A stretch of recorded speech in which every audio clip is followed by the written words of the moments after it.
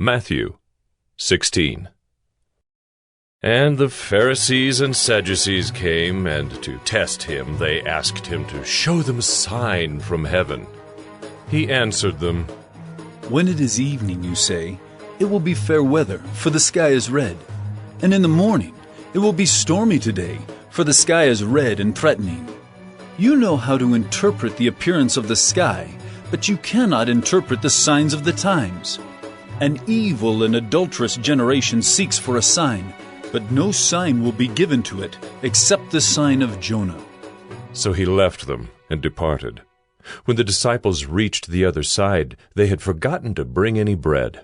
Jesus said to them, Watch and beware of the leaven of the Pharisees and Sadducees. And they began discussing it among themselves, saying, We brought no bread. But Jesus, aware of this, said, O you of little faith, why are you discussing among yourselves the fact that you have no bread? Do you not yet perceive? Do you not remember the 5 loaves for the 5,000 and how many baskets you gathered? Or the 7 loaves for the 4,000 and how many baskets you gathered? How is it that you fail to understand that I did not speak about bread? Beware of the leaven of the Pharisees and Sadducees. Then they understood that he did not tell them to beware of the leaven of bread, but of the teaching of the Pharisees and Sadducees.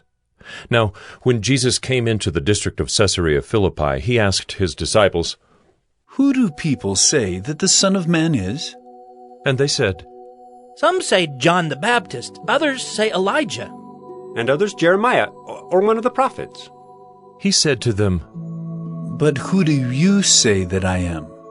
Simon Peter replied, You are the Christ, the Son of the living God. And Jesus answered him, Blessed are you, Simon Bar-Jonah, for flesh and blood has not revealed this to you, but my Father who is in heaven. And I tell you, you are Peter, and on this rock I will build my church, and the gates of hell shall not prevail against it. I will give you the keys of the kingdom of heaven, and whatever you bind on earth shall be bound in heaven, and whatever you loose on earth shall be loosed in heaven. Then he strictly charged the disciples to tell no one that he was the Christ.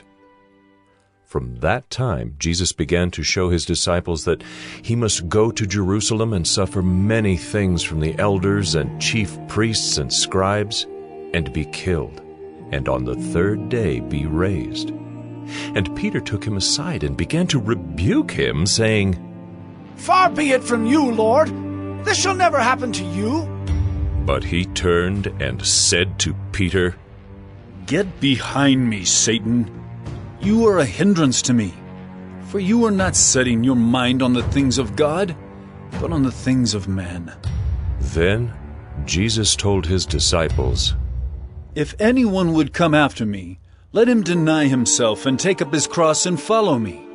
For whoever would save his life will lose it, but whoever loses his life for my sake will find it. For what will it profit a man if he gains the whole world and forfeits his soul? Or what shall a man give in return for his soul? For the Son of Man is going to come with his angels in the glory of his Father, and then he will repay each person according to what he has done. Truly I say to you, there are some standing here who will not taste death until they see the Son of Man coming in his kingdom.